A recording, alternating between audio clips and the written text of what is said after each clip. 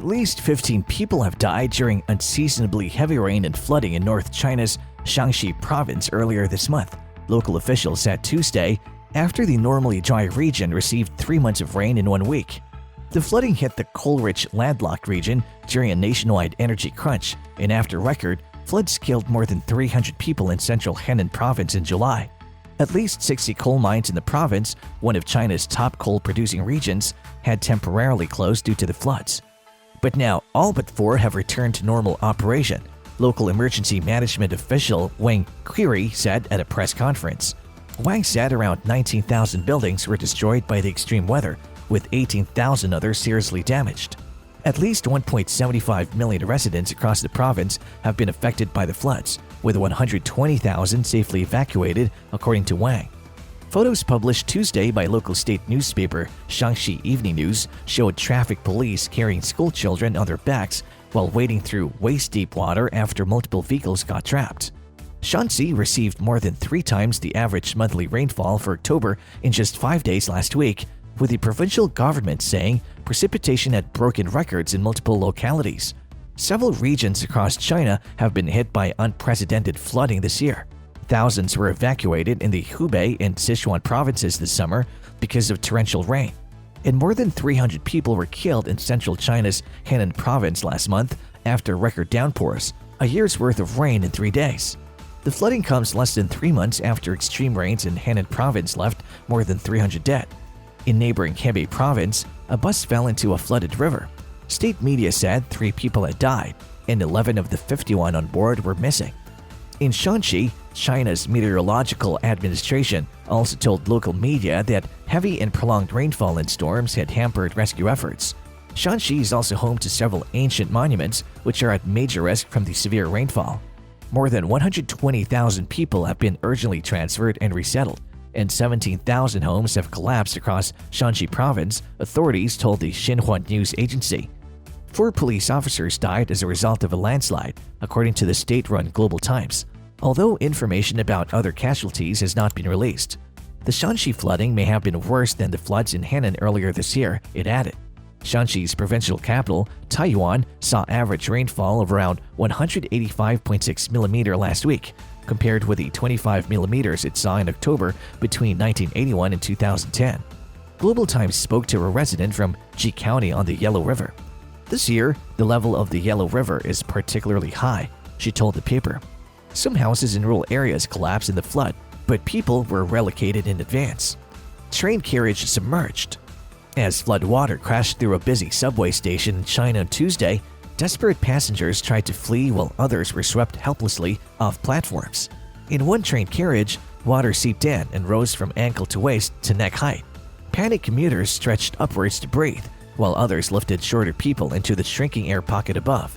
In terrifying videos shared in social media, some passengers can be seen standing on chairs and clinging to the ceiling as the floodwater creeps upwards. One tried to smash a window before realizing that there was even more water outside the carriage. Some filmed the unfolding tragedy, while others called loved ones or posted pleas for help. "I can't speak anymore," one woman wrote on the social media site Weibo. "If no rescue comes in 20 minutes, hundreds of us will lose their lives." After about an hour, the train carriage was plunged into darkness and the oxygen level wandered further. "I was really scared, but the most terrifying thing was not the water, but the diminishing air supply," one person told Reuters news agency. After several hours of fear and uncertainty, rescuers were able to gain access through the roof of the carriage and pulled people out. "We knocked on the glass a bit on the ceiling. Then suddenly there was air," an unnamed woman told state broadcaster CCTV.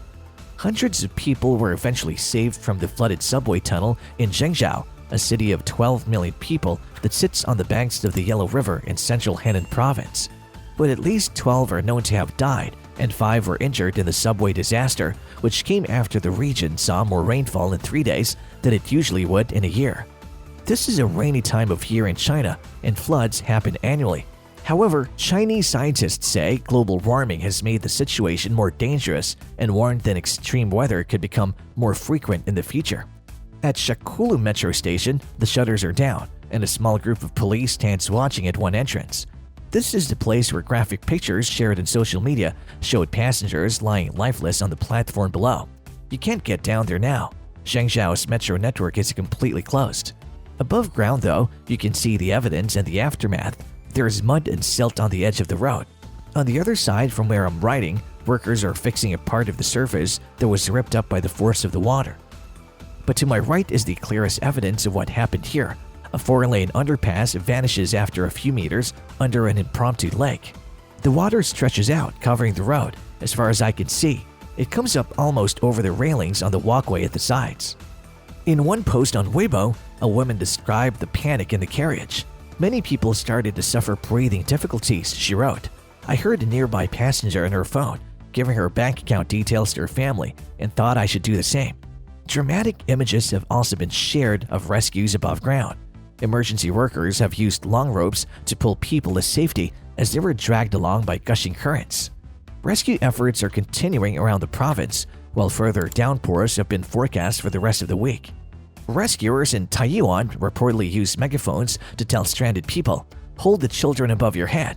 The elderly and women are given priority to go ashore. Don't panic, everyone will be rescued." Shanxi is a major coal-producing province, and the government was forced to halt operations at mines and chemical factories as a result of the rain.